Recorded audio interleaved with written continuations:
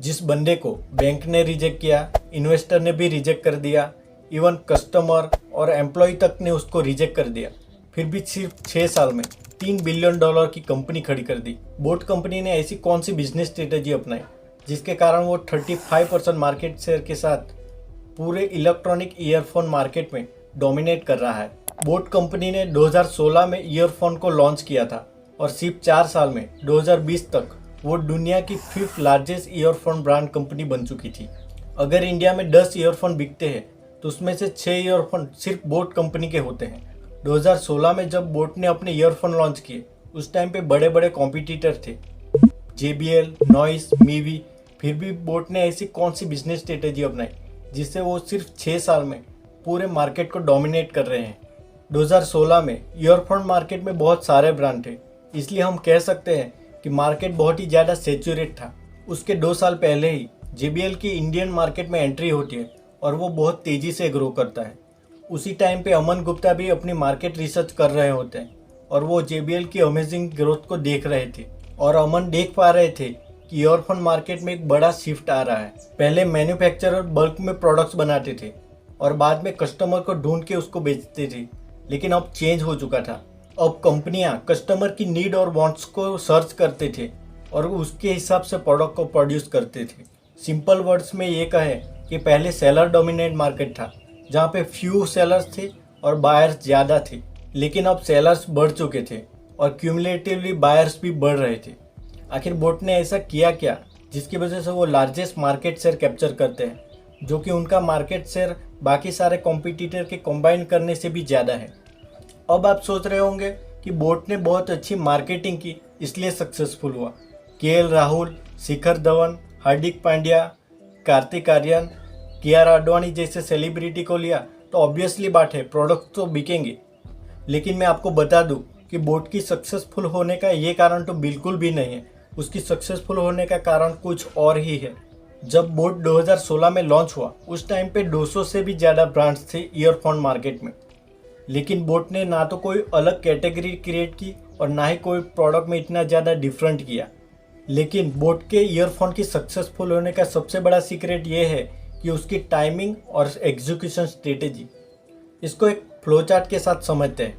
Market force 1 और market force 2, उनसे बनता है सोशल बिहेवियर। उसके बाद आता है मार्केट इनसाइट और उसके बाद आता है कंज्यूमर बिहेवियर और बाद में प्राइस प्लस मार्केटिंग कम्युनिकेशन और आखिरी में बनता है परचेज डिसीजन।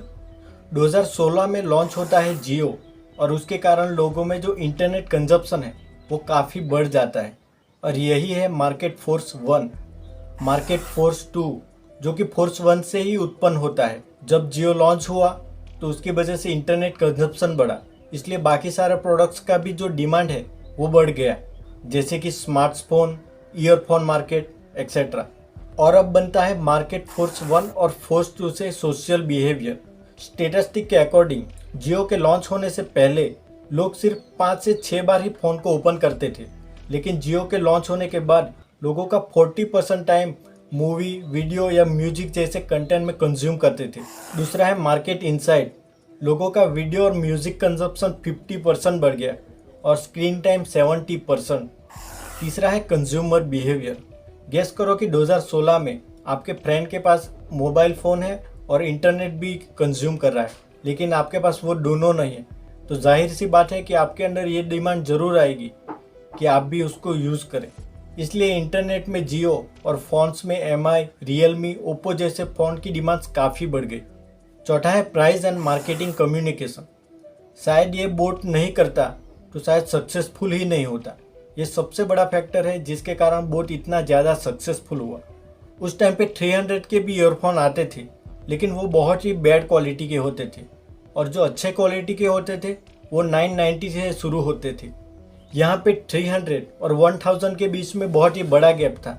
बाद में JBL ने 990 से अपनी प्राइस कम भी कर दी, 799, लेकिन अभी भी बहुत लोगों के लिए ये प्राइस बहुत ही ज़्यादा थी और यहीं पे कैच करते हैं बोट। बोट के जितने भी प्रोडक्ट्स थे उसकी प्राइस रेंज 299 से 799 के बीच में ही रही। अगर एक ईयरफोन 500 रुपये का है और दूसरा 2000 रुपये का, लेकिन फिर भी कंज्यूमर इतना डिफ्रेंशिएट नहीं कर पाता था इन टर्म्स ऑफ क्वालिटी। इसीलिए बोट की सेल्स एकदम से बढ़ गई और धीरे धीरे वो पूरे मार्केट शेयर को कैप्चर कर लिया। आपको ज़रूर लगा होगा कि बोट एक एस्पिरेशनल चीज़ बेचता है इसलिए सक्सेसफुल है। बड़े बड़े सेलिब्रिटी को लिया, हार्दिक पांड्या, केएल राहुल, कार्तिक आर्यन, कियारा आडवाणी उसकी वजह से सक्सेसफुल हुआ।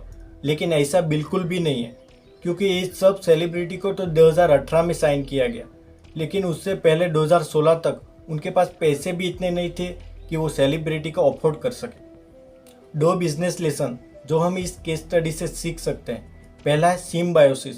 सिम्बायोसिस मतलब हेल्पिंग टू ईच अदर। इसका मतलब ये होता है कि अगर कहीं इनोवेशन हो रहा है प्रोडक्ट या सर्विस में, तो अदर प्रोडक्ट्स और सर्विस की उत्पन्न जरूर होगी। जहाँ इस केस में जियो के लॉन्च होने के बाद और भी ज़्यादा बिजनेसेस बाहर आए, जैसे कि smartphone market, earphone market etcetera. अगर हम आज की बात करें तो एआई सबसे बड़ा रेवोल्यूशन है, तो आने वाले टाइम में ज़रूर हमें एआई के और भी ज़्यादा बिजनेस देखने को मिलेंगे। दूसरा बिजनेस लेसन है price is a double edge sword. इसका मतलब ये हुआ कि अगर आप प्राइस को प्रॉपर एग्जीक्यूशन करोगे तो मार्केट लीडर बन सकते हो, और अगर आपकी थोड़ा सा भी इधर उधर हुआ तो you are out of business.